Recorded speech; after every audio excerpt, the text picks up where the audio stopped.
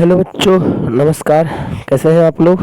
आशा नहीं पूर्ण विश्वास है कि आप लोग अच्छे होंगे और अपने तैयारी अच्छे ढंग से कर रहे होंगे। तो आज हम लोग के केमिस्ट्री का न्यू चैप्टर जिसका नाम है ठोस अवस्था, जो कि पूरा ऑब्जेक्टिव आज हम लोग करने वाले हैं क्लास 12 के, जिसमें टॉप 35 MCQ क्वेश्चन है। ठीक है, तो आप लोग को आज करवाने वाले हैं। ठीक है, चलिए ध्यान से देखिएगा बाबू। अब आप लोग के पास इतना समय नहीं बचा हुआ है कि आप लोग अब क्या कर सके, तो पूरा आप मतलब आगे की थोड़ा सा नॉलेज ले सकें। इसलिए अब आप लोग को मात्र क्या बचा हुआ है, रिवीजन का समय बचा हुआ है। तो आप लोग को अब रिवीजन में करवाने के लिए और इस एक मतलब आपको ये लाए हैं, मतलब जैसे एक बैच के तौर पर लाए हैं जिसका नाम है गायत्री मंत्र। सभी बच्चे मॉर्निंग में सुबह में 4 बजे उठिए अपना, और पर डे 4 बजे सुबह में हर एक चैप्टर का गायत्री मंत्र चालू हो जाता है। तो हर एक सब्जेक्ट का हर एक चैप्टर का गायत्री मंत्र चालू होता है। तो आप लोग सभी विषय का यहाँ पर गायत्री मंत्र आप आराम से आ करके कर लीजिए। ठीक है, चलिए तो स्टार्ट करते हैं। और अगर आप लोग चैनल पे नए नए हैं तो चैनल को सब्सक्राइब जरूर कर लो। ठीक है, चलिए स्टार्ट करते हैं आज का पहला क्वेश्चन। और आप लोग को एक काम और कर लेना है कि जितने भी क्वेश्चन हैं सभी को आपको आंसर लगाते चलना है, और ये इसका जो आंसर लगा लेना है। और अगर मान लेते हैं कि आपका 35 में से 10 क्वेश्चन गलत हुआ, यानी 25 क्वेश्चन सही हुआ, या फिर 35 में 35 सही हुआ, तो कितना सही हुआ नहीं हुआ वो लास्ट में आपको कमेंट बॉक्स में बताना भी है। ठीक है, चलिए आगे चलते हैं। क्वेश्चन आपका पहला देखिएगा ध्यान से। क्वेश्चन कर रहा है कि एक आयनिक यौगिक के ए आयोन इकाई सेल के घन के कोनों पर है तथा बी जो है वो फलक के केंद्रों पर है, तो इस यौगिक का सरलतम सूत्र क्या होगा? ठीक है, मैं पहले मेरे बात को आप लोग ध्यान से सुन जाइए कि जब कोण बोले, क्या बोले, जब कोना पर रहे, जो चीज कोना पर रहे या तो ये केंद्र पर रहे, केंद्र यानी कि मतलब बीच में, जब कोना रहे या केंद्र रहे तो इसका मान हमेशा 1 देना। कितना देना? 1। और जब वो फलक पर रहे तो उसका मान कितना देना है? 3 देना है। याद रहेगा, कोना या केंद्र पर रहेगा उसका मान कितना रहेगा? 1। अब फलक पर रहेगा तो उसका मान कितना देना है? 3 देना है। तो क्या बोला है, मतलब ए जो है, ए इकाई सेल वो घन के कोना पर है। कोना पर देखो, यहाँ पे कोना लिख रहा है ना, कोना पर है, तो घन के कोना पर है, तो कोना को बोलेंगे कितना? 1। यानी ए है कोना पर, यानी ए का मान 1 हो गया। तो बी तो होगा नहीं, कहा ए का मान 2 दे दिया है तो ये होगा नहीं, और डी भी नहीं होगा, कहा ए का मान 3 दे दिया है। जबकि बी जो है वो फलक के केंद्रों पर है। अब फलक पर है रहता है तो क्या होता है, देखिए फलकों के केंद्रों पर, यानी कि फलक पर रहेगा तो कितना मान होगा? 3। यानी ए बी 3, यानी बी यानी ए के मान 1 और बी के मान 3। तो ए बी तो यहाँ है नहीं, अब बी 3 आपको जाकर के केवल कहाँ है, केवल आपको जाकर के ऑप्शन नंबर सी में है। ठीक है, यानी ए बी 3। इसकी जगह पर एक्स और वाई भी रख सकता है। ठीक है, तो इसको आप लोग बढ़िया से याद रखना कि जब आपको कहीं क्या बोले, कोना बोले या आपको जाकर के केंद्र बोले, तो आपको क्या होगा जरा बताते चलिए, वो होगा 1। ठीक है, और जब अगर हम लोग को फलक बोले तो फलक बोलेगा तो कितना आएगा? 3 आ जाएगा। ठीक है, चलिए आशा नहीं पूर्ण विश्वास है कि आप लोग पहला क्वेश्चन अच्छे ढंग से किए होंगे। अगला सवाल, निम्नलिखित में से ब्रेवादार ठोस कौन सा है? निम्नलिखित में से ब्रेवादार ठोस कौन सा है? आंसर बताइए। निम्नलिखित में से ब्रेवादार ठोस कौन सा है? ठीक है, निम्नलिखित में से ब्रेवादार ठोस कौन सा है? ऑप्शन ग्रेफाइट, हीरा, सामान्य लवण या ग्लास, क्या है जल्दी बताइए। तो इसका जो राइट आंसर है हो जाएगा, वो हो जाएगा ग्लास। ठीक है, इसी का आपको लिखता है क्वार्टर्ज ग्लास। ठीक है, इसको लिखता है क्वार्टर्ज ग्लास इसको लिखेगा। ठीक है, तो आपका आंसर डी हो जाएगा कि ब्रेवादार ठोस कौन हो जाएगा? क्वार्टर्ज ग्लास। ठीक है, चलिए इसको देखिए, इसका बताइए। आपके सामने क्वेश्चन दे दिए हम, इस क्वेश्चन का आंसर दीजिए आप लोग। ठीक है, क्वेश्चन क्या कह रहा है, एक बार बढ़िया से ध्यान पूर्वक क्वेश्चन को पूरा बढ़िया से पढ़ लीजिए, उसके बाद इसका आंसर दीजिएगा। ठीक है, और क्वेश्चन क्या कह रहा है, उस आयनिक यौगिक की चतुष्फलकीय आकृति होती है जिसमें R+ R- अनुपात का मान निम्नलिखित में से किसके बराबर होता है? ठीक है, ये जो मान है वो किसके बराबर होता है, ठीक है। ये क्वेश्चन का आंसर जो होगा, इतना तो आपको समझ में आ रहा है कि इसका जो आंसर है वो कितना होगा। तो ज़्यादा से ज़्यादा जो है, देखो ऐसे इसको याद रखना कि r प्लस अनुपात r माइनस जो है, r प्लस अनुपात माइनस जो है वो बड़ा होगा किसको से, 0.414 से क्या होगा, हमेशा छोटा होगा। और जब 0.414 से जब ये छोटा होगा बाबू, तो कहीं न कहीं इसका मान 0.414 से छोटा होना चाहिए। और 414 से छोटा किस में है, केवल डी में है। इसका मतलब ये हो गया इसका आंसर डी, ठीक है।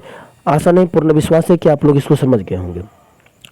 इसका आपको समन्वय संख्या याद रखना, पूछेगा, कहेगा कि ये वाला r प्लस बटा r माइनस के समन्वय संख्या कितना होता है। इसका जो है वो समन्वय संख्या कितना होता है, तो इसका समन्वय संख्या होता है बाबू 6 होता है, ठीक है, याद रहेगा। r प्लस बटा r माइनस का समन्वय संख्या कितना होता है, 6 होता है, ठीक है। चलिए चौथा सवाल देखिएगा। चौथा सवाल आपको दिख रहा है। चौथा सवाल क्या कह रहा है इसे, बोला Na2, जो 4 नंबर का सवाल है आप लोग का, कह रहा Na2O में सोडियम के ऑर्डिनेशन संख्या कितनी होती है, सोडियम के ऑर्डिनेशन संख्या कितनी होती है। तो बाबू इसमें सोडियम Na है और Na का ऑर्डिनेशन संख्या बोला है, तो Na यानी सोडियम का बोला है तो कितना होगा, 4 होगा। लेकिन अगर ऑक्सीजन बोलता, ध्यान से सुनो, अगर सोडियम यहाँ पर ही बोला है तो कितना होगा, 4 होगा, ठीक है। लेकिन यहाँ पर O है और अगर वो ऑक्सीजन बोलता तो इसका ऑर्डिनेशन संख्या कितना हो जाता, 8 हो जाता, ठीक है। चलिए इसको हिंदी में कैसे लिखेगा, तो उप सहसंयोजक लिखेगा। ऐसे बोलेगा कि Na2 में सोडियम के उप सहसंयोजक संयोजन संख्या कितनी है। तो सोडियम पे पूछेगा तो 4, और अगर ऑक्सीजन के कहेगा तो कितना हो जाएगा, 8 हो जाएगा, ठीक है। चलिए अगला सवाल दिख रहा है आप लोग को, आराम से करिए। निम्नलिखित में किस में फ्रेंकल दोष पाया जाता है, निम्नलिखित में किस में फ्रेंकल दोष पाया जाता है, ठीक है। तो इसका राइट आंसर हो जाएगा जाकर के सी वाला, ठीक है, AgBr। अच्छा ऐसा क्यों, क्योंकि जो इसके आयन है, आयन क्रिस्टल जो होते हैं AgBr के आयन क्रिस्टल, वो जालक में जाकर क्या हो जाता है, फंस जाता है, इसीलिए ये जो है वो फ्रेंकल दोष का निर्माण कर लेता है। अगला 6ठा नंबर सवाल देखिए। 6ठा नंबर सवाल का, निम्नलिखित में से कौन अक्रिस्टलीय है, निम्नलिखित में से कौन अक्रिस्टलीय है। तो सबसे पहले आपको समझना पड़ेगा कि अक्रिस्टलीय माने क्या होता है। तो वैसा पदार्थ जिसका आकार, वैसा पदार्थ जिसका कोई निश्चित आकृति नहीं होती है, ठीक है। ध्यान से मेरे बात को सुनिए, आप लोग क्या बोल रहे हैं कि जिसकी कोई निश्चित ज्यामिति आकृति नहीं होती है, ज्यामिति आकृति नहीं होती है, ज्यामिति आकृति निश्चित नहीं होती है, वो क्या कहलाएगा, अक्रिस्टलीय कहलाएगा। मतलब वो किसी भी आकार में हो सकता है, कोई जरूरी नहीं कि ऐसा ही रहेगा, ठीक है। ऑप्शन कांच, साधारण नमक, ग्रेफाइट, हीरा। तो हीरा के आकार होता है, हीरा का आकार होता है पूरा गोल होता है वो। ग्रेफाइट का भी एक निश्चित आकार होता है, नमक का भाई छोटा छोटा होता है। यानी कांच को जैसे मन तैसे तोड़ दीजिएगा तो उसका कोई निश्चित आकार नहीं मिलेगा, ठीक है। तो अक्रिस्टलीय क्या होता है, जिसका कोई निश्चित आकार होता है, और क्रिस्टलीय क्या होता है, सॉरी, अक्रिस्टलीय का निश्चित आकार नहीं होता है और क्रिस्टलीय का निश्चित आकार होता है। इसका आंसर राइट हो जाएगा कांच, ठीक है। चलिए अगला देखिएगा। 7वां सवाल दिख रहा है आप लोग को। 7वां सवाल देखिए। 7वां सवाल कह रहा है कि HCP संरचना में पैकिंग प्रभाज कितना होता है। HCP संरचना में पैकिंग प्रभाज कितना होता है। तो बाबू HCP और FCC ये दोनों में पैकिंग प्रभाज दोनों सेम होता है, और दोनों के पैकिंग प्रभाज याद रखना कितना होता है, 12 होता है। पैकिंग प्रभाज कितना होता है, 12 होता है, ठीक ना। नहीं, 12 पैकिंग प्रभाज नहीं होता है, इसका कोऑर्डिनेशन होता है। दोनों का कोऑर्डिनेशन कितना है, 12 है। अगर आपसे सवाल पूछेगा, कहेगा HCP और FCC दोनों का कोऑर्डिनेशन संख्या कितनी है, तो दोनों का कोऑर्डिनेशन संख्या कितना होता है, 12 होता है। अब तुमसे पूछा है कि HCP की पैकिंग प्रभाज कितनी होती है, तो आप सबको पता है कि FCC के पैकिंग प्रभाज होता है 0.74। और जब दोनों सेम है और जब FCC के जब हम लोग को मिल गया कितना, जब FCC के मिल गया 0.74, तो कहीं ना कहीं दोनों सेम है, तो इसका भी कितना रहेगा 0.74, राइट आंसर। ठीक है, चलिए 8 देखिए, 8 का सवाल दिख रहा है, बोला मूल क्रिस्टल टेंटो ने भाई तंत्रों, ठीक है, मूल क्रिस्टल तंत्रों की संख्या, यहाँ पे टेंटो हटा दीजिएगा, यहाँ पे कर लीजिएगा तंत्रों की संख्या। ठीक है, टाइपिंग मिस्टेक हो गया थोड़ा सा। मूल क्रिस्टल तंत्रों की संख्या कितना है, तो ये हो जाएगा जाकर के आपका 7, याद रहेगा। चलिए अगला सवाल 9 में देखिए, 9 नंबर क्वेश्चन क्या कह रहा है, बोला BCC इकाई सेल में खाली जगह प्रतिशत कितना होता है। मतलब BCC जो इकाई सेल है उसमें खाली जगह कितना प्रतिशत होता है। तो सबसे पहले आपको ये पता करना पड़ेगा कि BCC इकाई सेल में भरा हुआ कितना रहता है। तो बाबू BCC इकाई सेल में जो पैकिंग प्रभाज होती है, जो भरा हुआ रहता है BCC में इसका जो भरा हुआ रहता है ना, वो पता है कितना रहता है, 68% रहता है। कितना रहता है, 68%। ठीक है, और कोई भी वस्तु अपने आप में कितना होता है, 100%। और जब ये भरा हुआ रहता है 68%, यानी BCC का पैकिंग प्रभाज कितना होता है, 68%, तो आपको बोला खाली कितना होगा, तो 100 में से 68 घटाइएगा तो मिलेगा जाकर के 32, यानी इसका खाली कितना हो गया, 32%। याद रहेगा। चलिए बहुत अच्छा, BCC को हो जाएगा 32%। ठीक है, यदि आपको वीडियो हेल्पफुल लग रहा है तो प्लीज़ चैनल को सब्सक्राइब जरूर कर लीजिए, ये अपना ही चैनल है, इसको आराम से सब्सक्राइब करके रख लीजिए। पर डे यहाँ पे गायत्री मंत्र आपको मिलता चलेगा। अच्छा, मैं एक बात सोच रहा हूँ आप लोग के लिए, जितने भी जो VVI क्वेश्चन है 5 नंबर का और 3 नंबर का, सभी चैप्टर का, जैसे मान लेते हैं कि एम्पियर का परिपथीय नियम हो गया, प्लस में गॉस के नियम का व्यंजक हो गया, फ्रिंज की चौड़ाई हो गई, लोहा का निष्कर्षण करवा दें। इस प्रकार से मतलब पर डे 1-2 क्वेश्चन सब्जेक्टिव का आराम से करवाते चलें। ये आप लोग के लिए सोच रहे हैं। आप लोग में से कितने बच्चे इस बात से सहमत हैं, आज आप लोग कमेंट करके जरूर बताइए कि हाँ सर, जो आप बात बोले थे सब्जेक्टिव क्वेश्चन वाला, उसको लागू करिए। और कर वो करेंगे तो हमको उसको लागू करने में कम से कम 2-3 दिन के टाइम जरूर मिले, मतलब लेंगे। ठीक है, अगला सवाल बोला ब्रैग समीकरण कौन है। ब्रैग समीकरण तो n इसको पढ़ा जाता है लैम्डा, जो ऐसे है ना उसको क्या पढ़ेंगे हम लोग, उसको पढ़ेंगे लैम्डा। ठीक है, तो बोला है ब्रैग समीकरण कौन है, तो बोलेंगे n लैम्डा बराबर 2d साइन थीटा, या n बराबर 2d साइन थीटा, या n लैम्डा बराबर 2d, या n लैम्डा बराबर 2d कॉस थीटा। क्या होगा, ठीक है, तो इसका राइट आंसर बन जाएगा जाकर के n लैम्डा बराबर 2d sine theta. n lambda बराबर कितना बनेगा, 2d साइन थीटा। ठीक है, चलिए अगला सवाल, अगला सवाल ये रहा आपके डिस्प्ले पे। सवाल, निम्नलिखित में कौन आयनिक क्रिस्टल का उदाहरण है। निम्नलिखित में से कौन आयनिक क्रिस्टल का उदाहरण है। ठीक है, क्या होगा इसका आंसर, देखिए आयनिक क्रिस्टल वो होते हैं जिसमें धनात्मक और ऋणात्मक दोनों होता है, उसको कहते हैं आयनिक क्रिस्टल। ठीक है, तो आयनिक क्रिस्टल कहीं ना कहीं कह सकते हैं ग्रेफाइट में धनात्मक ऋणात्मक नहीं, इसमें भी नहीं, कार्बन में भी नहीं, तो केवल कार्बन है।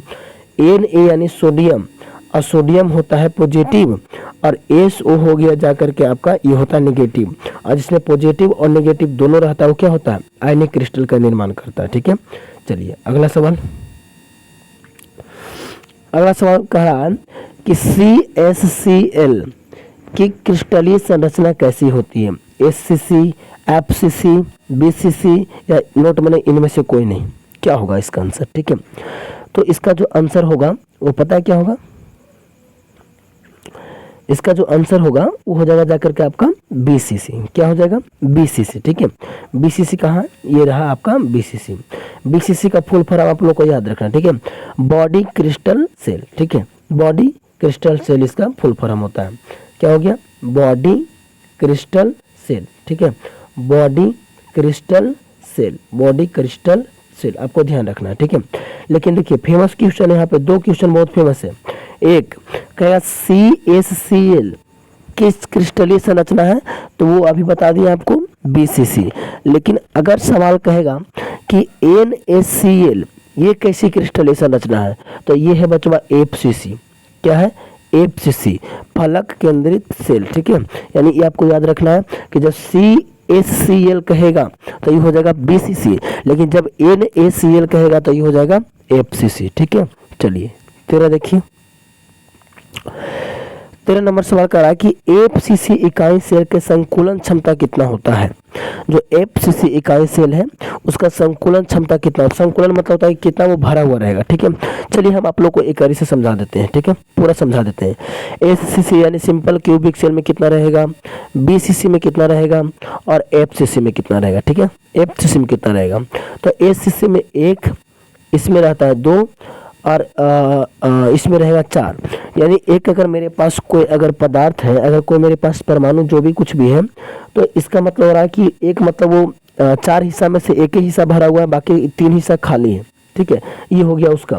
बीसीसी कह रहा है कि 2 यानी आधा भरा हुआ है, तो ये एफसीसी कितना है 4। यानी आपको दिमाग लगाना है कि ये जो एफसीसी है वो ज़्यादा से ज़्यादा क्या रहेगा, भरा हुआ रहेगा। यस या नो भाई, 4 बोल रहा है तो भरा हुआ ज़्यादा रहेगा वो। तो ऑब्वियसली सोचिए कि इसमें सबसे बड़ा कौन होगा, 74 आपका जाकर के आंसर राइट होगा। आप कहेंगे सर 84 तो बड़ा था, तो सबसे बड़ा देख करके आपको आंसर नहीं मानना है, बल्कि आप आसानी से इसको हल्का सा दिमाग लगा के मार सकते थे। ठीक है, तो आपका हो जाएगा 74% इसका राइट आंसर। ठीक है, चलिए अगला।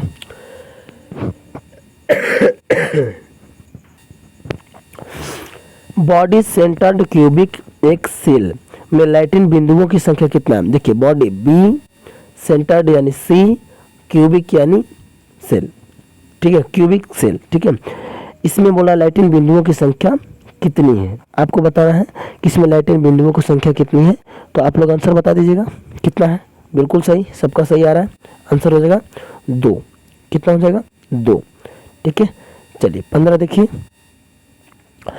15 बोला शॉटकी दोष के कारण क्या हो, शॉटकी दोष के कारण घनत्व क्या हो जाते हैं, घट जाता है, बढ़ जाता है या फिर शून्य हो जाता है। देखिए घनत्व मतलब क्या होता है, डेंसिटी, यानी घनत्व मतलब होता क्या है, घनत्व शब्द का मतलब शॉटकी दोष क्या होता है। जैसे मान लेते हैं कि मेरे पास एक यहाँ पे कोई कक्ष है, यानी कोई भी यहाँ पे क्या है, कोई भी यहाँ पर ही पदार्थ है, यानी कोई पदार्थ है। ठीक है, अब शॉटकी दोष में क्या होता है कि इसमें 2 आपस में कण, यानी एक प्लस और एक माइनस आपस में टकरा करके और यहाँ से निकल करके बाहर चला जाएगा।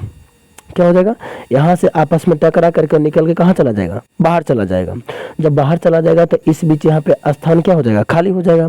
और खाली हो जाएगा तो भाई खाली हो जाएगा तो कहीं ना कहीं उसका क्षमता क्या हो जाएगा, कमेगा। भाई पहले से वो भरा हुआ था, अब वो खाली हो रहा है तो इसका क्षमता क्या हो रहा है, कम रहा है। तो जब कम रहा है तो इसका घनत्व क्या हो जाएगा, कम जाएगा, यानी घट जाएगा। आंसर आपको समझ में आया कुछ। एक शॉटकी दोष होते हैं, एक फ्रिंकल दोष होते हैं। फ्रिंकल दोष में कुछ अलग होता है। ये सवाल देखिए, बहुत अच्छा खासा सवाल है, इसको करके बताइए। C6H6 कैसा पदार्थ है, अनुचुंबकीय, लोह चुंबकीय, प्रतिचुंबकीय या इनमें से कोई नहीं। ठीक है, सबसे पहला सवाल तो आपको ये उठता है कि सर C6H6 किसका सूत्र है, कोई बता सकते हैं। कमेंट बॉक्स में आप लोग बताइए कि ये किसका सूत्र है। आप लोगों का कमेंट जब वीडियो चलता है तो हम आप लोग को देखते रहते हैं। ठीक है, तो C6H6 जो है वो बेंजीन का सूत्र है। किसका सूत्र है, ये बेंजीन का सूत्र है, आपको याद रखना है। ठीक है, ये बेंजीन का सूत्र है। तो बस C6H6 कैसा पदार्थ है, अनुचुंबकीय, लौह चुंबकीय या फिर प्रतिचुंबकीय। क्या होगा आंसर, क्या होगा आंसर बताइए जरा, फास्ट जल्दी बताइए आंसर क्या होगा से। ठीक है, इसको आप लोगों को कमेंट बॉक्स में करके दिखाना है। इसके आंसर आप लोग कमेंट बॉक्स में देना है। ठीक है, कि इसका आंसर क्या होगा। बहुत इंपॉर्टेंट सवाल है, मोस्ट VVI सवाल है कि इसका आंसर क्या होने वाला है। ठीक है, चलिए अगला। अगर आप लोग अभी तक चैनल को सब्सक्राइब नहीं किए हैं तो कर लीजिएगा भाई। अगला देखिए, एफसीसी जालक में कितने परमाणु होते हैं। एफसीसी जो जालक होता है उसमें कितने परमाणु होते हैं। तो अभी जस्ट आपको बताए थे कि एसीसी में कितना बताए थे 1, और बीसीसी में कितना बताए थे 2, और एफसीसी में कितना बताए थे 4। तो एफसीसी में जालक में कितने परमाणु, 4 परमाणु। आपको आंसर याद रखना है। चलिए अगला देखिए, ट्रांजिस्टर सेंटो के निर्माण में प्रयुक्त होने वाले तत्व कौन है। जो ट्रांजिस्टर जो होते हैं उसमें प्रयुक्त होने वाले तत्व कौन सा है, तो ये हो जाएगा आपको जाकर के SI यानी सिलिकॉन। ठीक है, चलिए आगे ध्यान देखिए। आगे देखा जाए, देखा जाए आगे, ध्यान से देखिएगा। अगला सवाल कह रहा है कि सोडियम क्लोराइड का जलक कैसा होता है, जालक कैसा होता है, जलक नहीं, सोडियम क्लोराइड का जालक कैसा होता है, षटकोणीय या फिर अष्टफलकीय या फिर जाकर के चतुष्फलकीय या फिर वर्ग समतलीय, कैसा होगा? तो ये जाकर के आपका होता है अष्टफलकीय। क्या होता है? अष्टफलकीय। ठीक है, चलिए अगला इसको देखिए, इसको बताइए। जालक में ए बी व्यवस्था दर्शाती है, वो क्या कहलाता है? घनाकार जालक, झलक नहीं जालक लिखना चाहिए था, यहाँ पे मिस्टेक हो गया। ठीक है, यहाँ पे बीसीसी, एफसीसी या एचसीपी क्या होता है? देखिए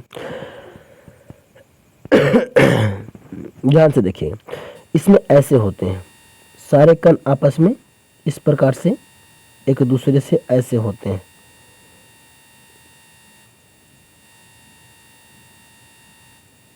थोड़ा थोड़ा छोटा करना पड़ेगा।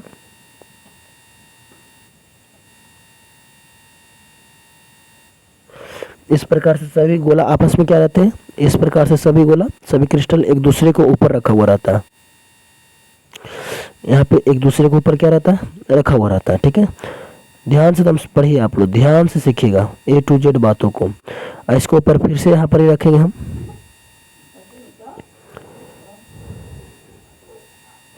इस प्रकार से। ठीक है, तो पहले वाला कॉलम को बोलेंगे कितना? पहले वाला कॉलम को बोलेंगे A। ठीक है, दूसरे का वाला क्या बन रहा है? B, फिर से बनेगा A। ठीक है, तो वही आपको बोला कि ए बी दर्शाते जाएगा, वो क्या कहलाएगा? तो वो कहलाएगा HCP। अच्छा, HCP आया, तो HCP का फुल फॉर्म क्या होता है? इसका होता है hexagonal close packing. Hexagonal close packing, ये होता है इसका फुल फॉर्म। ठीक है, और HCP FCC के जैसा कार्य करता है, आपको बताया गया अभी तुरंत। ठीक है, अगला सवाल, एक बोर मैग्नेटो बराबर होता है, एक बोर मैग्नेटो बराबर क्या होता है? ठीक है, तो होता है 9.27 × 10⁻⁻24 एम्पियर मीटर के पावर 2, जो कि आपका ए में लिखा हुआ। ठीक है, ये पावर -24 है, पावर नहीं दे पा रहे थे इसलिए यहाँ पे ऐसे लिखनी है। ठीक है,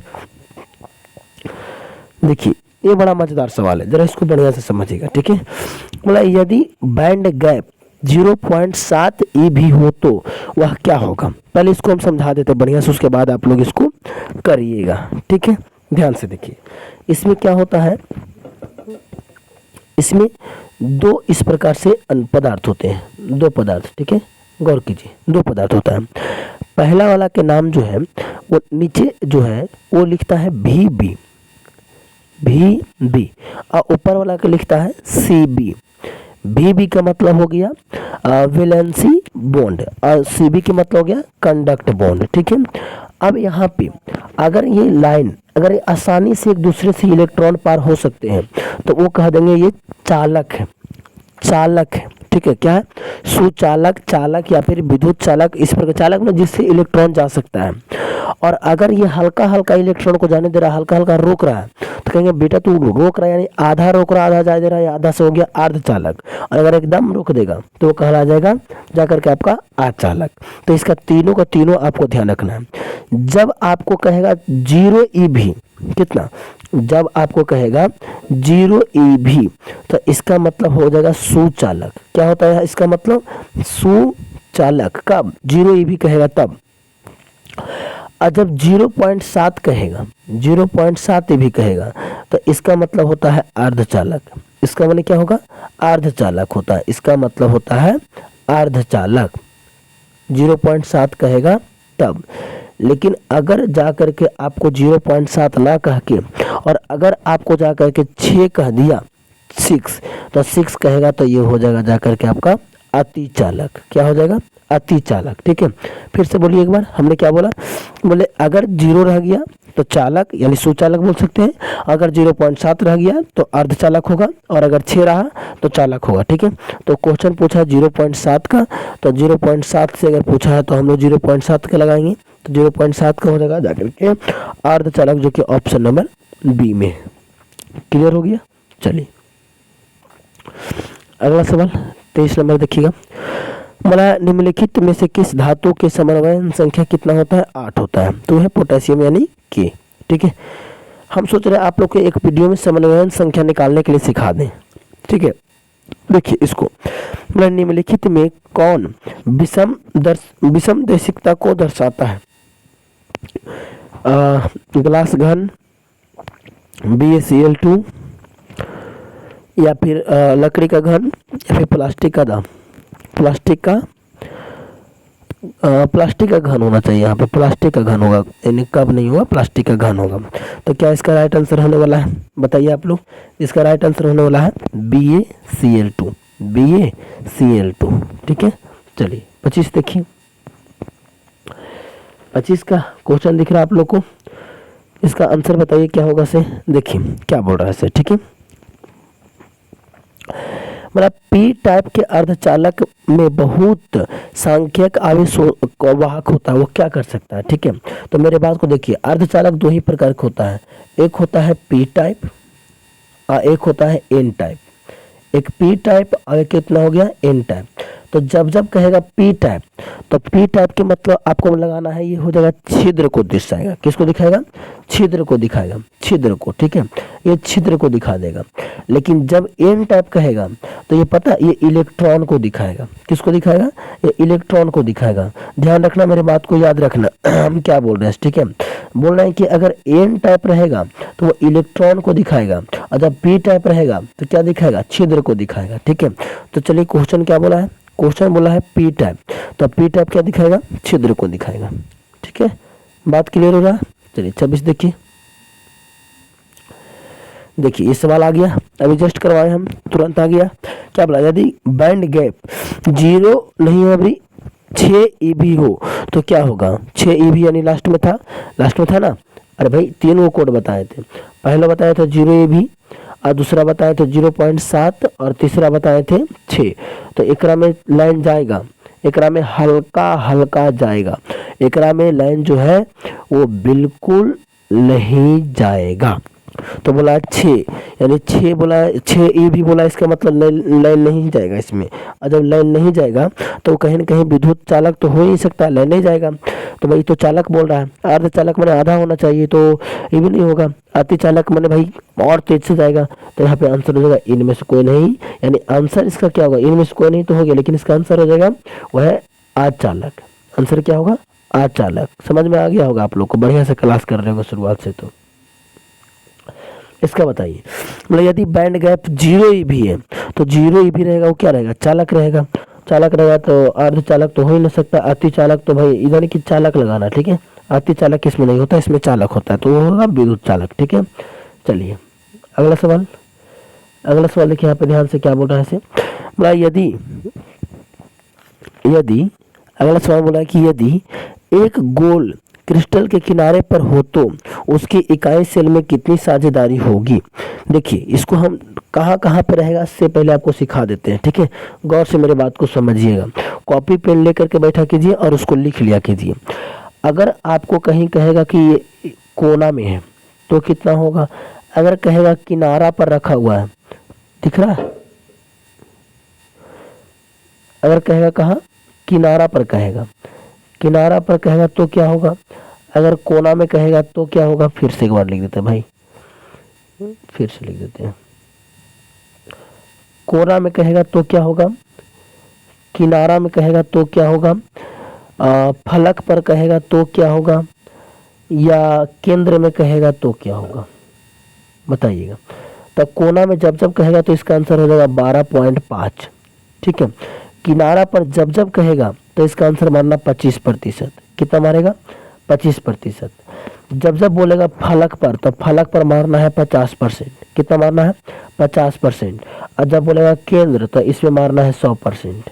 ठीक है, चलिए तो इसका आंसर बोला है एक गोल क्रिस्टल किनारे पर है, यानी किनारे यानी कोण का बात कर रहा है, तो कोण की बात कर रहा है तो ये हो जाएगा जाकर के आपका 12.5। ठीक है, चलिए ये आपका लास्ट क्वेश्चन, ये आपका लास्ट क्वेश्चन है। 16 नंबर क्वेश्चन का आपको आंसर कमेंट में बताना। ठीक है, इसका आंसर हम बता देते हैं। ठीक है, मतलब पीएन जंक्शन डायोड में विद्युत युक्त प्रवाह का कारण होता है, यानी जो पीएन जंक्शन है उसमें विद्युत के प्रवाह के कारण क्या है। तो अभी बताया था आपको जस्ट हम कि पी कहेगा तो क्या करना है, पी कहेगा तो छिद्र लगाना है, पी टाइप कहेगा तो छिद्र लगाना है, अगर एन टाइप कहेगा तो क्या लगाना है, एन टाइप कहेगा तो आपको इलेक्ट्रॉन लगाना है। लेकिन पी और एन दोनों बोला है, तो पी और एन दोनों बोला है तो इसका आंसर भी क्या होगा, इलेक्ट्रॉन और छिद्र दोनों, यानी कि ऑप्शन नंबर सी। ठीक है, चलिए तो आगे है क्या, नहीं इतना ही सवाल है।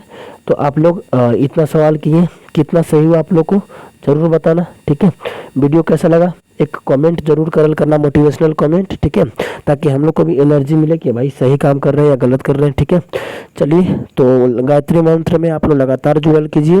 प्रतिदिन सुबह में 4 बजे यहाँ पर हर एक विषय का गायत्री मंत्र चलता है, चैप्टर वाइज चल रहा है, तो इसका फ़ायदा आप लोग ज़रूर उठाएं। ठीक है, चलिए अगर वीडियो अच्छा लगा हो तो चैनल को सब्सक्राइब जरूर कर लें, ताकि नोटिफिकेशन फ्यूचर में आने वाले वीडियो का नोटिफिकेशन आपके पास चला जाए। ठीक है, चलिए तो मिलते हैं अगले क्लास में, तब तक के लिए जय हिंद जय भारत, सभी को बाय।